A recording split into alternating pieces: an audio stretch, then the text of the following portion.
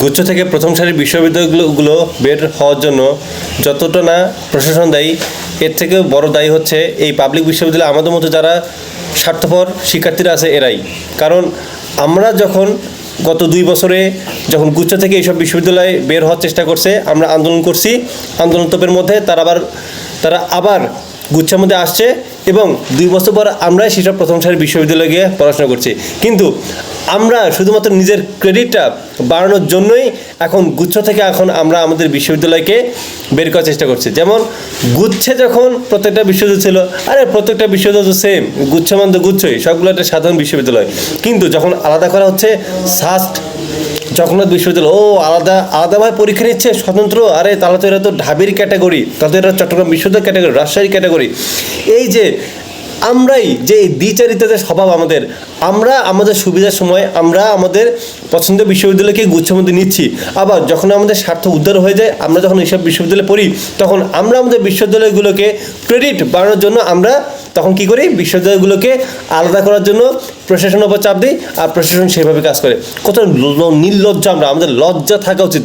আমরা কি পারতাম না যে আমরা যারা শাস্ত্রে পড়ি, আমরা যারা জগন্নাথ বিশ্ববিদ্যালয় পড়ি, আমরা কি প্রশাসনকে বলতে পারি না যে স্যার এটা শিক্ষার্থীদের জন্য প্রহসন, এটা শিক্ষার্থীদের জন্য অনেক কষ্টকর, এটা এত সম্ভব না যে প্রত্যেকটা শিক্ষার্থীকে আলাদা আলাদা বিভিন্ন জায়গায় পরীক্ষা দেওয়া। আমরা কি বলতে পারি না?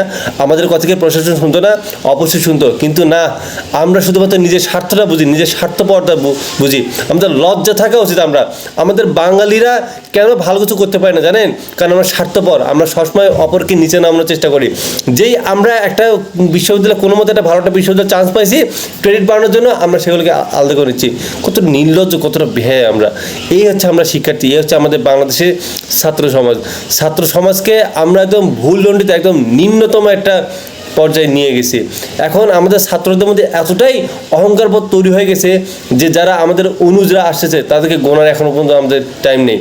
জুলাই বিপ্লবে ছাত্রদের অবশ্যই অবদান আছে, তাই বলে এটা এই না যে এটাকে এখন অহংকার মনে করে আমরা যা ইচ্ছে তাই করবো। মানে যা যখন মন চাচ্ছে তখন সেটা করতেছে, কলেজকে বিশ্ববিদ্যালয় বানিয়ে ফেলতেছে, আবার গুচ্ছ থেকে আলাদা হচ্ছে। কেন রে ভাই?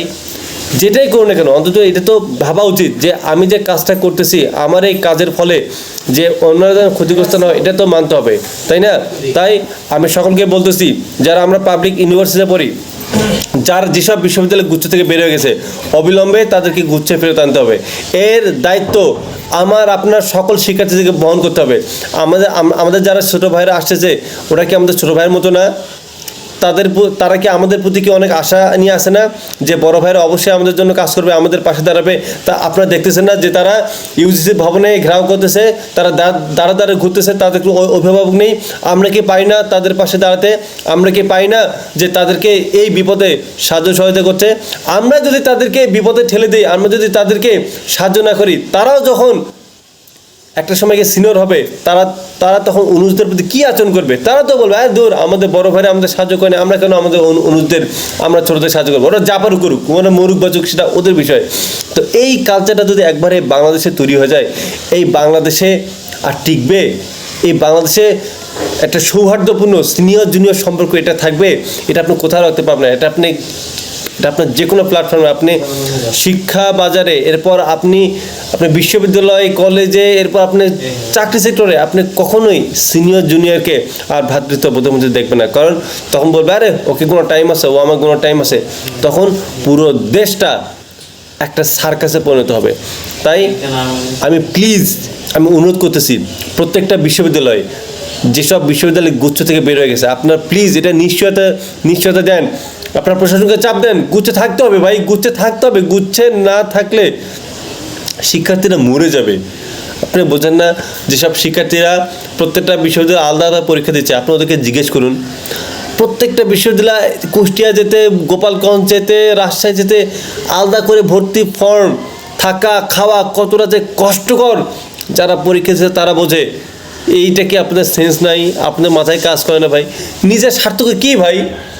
আমার একটা বিশ্ববিদ্যালয়কে ক্রেডিট বাড়ানোর জন্য আমি অনেক ক্ষতি কেন করব? আর বাড়িয়ে লাভটা কি? আমি মনে করি একটা টপ লেভেলে, আমি অক্সফোর্ডে পড়ি, আমি যদি নিজে পড়াশোনা না করি, অক্সফোর্ড টপ করে